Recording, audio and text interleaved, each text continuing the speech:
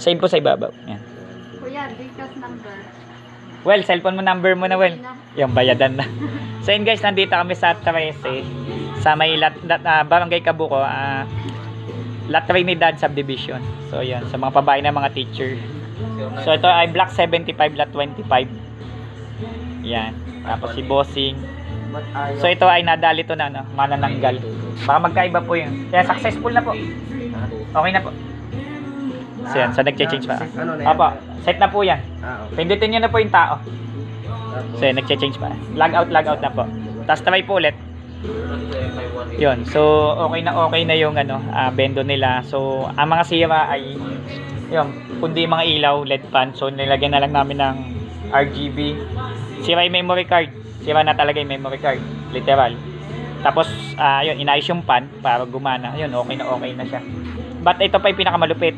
Yung license, tinanggalan siya ng license ng builder.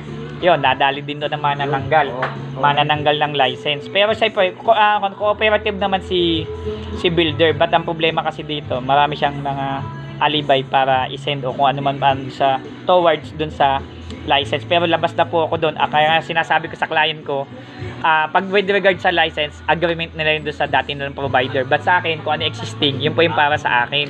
No? Ang sa akin lang, ini-inform ko lang yung client ko na may mali yung may something doon sa builder. But somehow, ayoko manira ng kapwa ko builder. Kung cooperative naman sila, di okay, approve ka sa akin. Pero kung maraming mga sinasabing kung ano-ano, niloloko nila yung customer, wala tayong magagawa doon. Talagang. So yun, binigay ko na yung sa kanila. Lahat ng tutorial, isasend ko na lang mamaya. Nakapag-tutorial na kami na actual, alam na nilang paano magbago ng rates, even mag-login, lahat na po. Admin portal, okay na. Susulit na sila. So mga taga La Trinidad, Block 75, Lot 25, pwede na mag-wifi, sulit na sulit. PC mo gawa mo, don't forget to subscribe.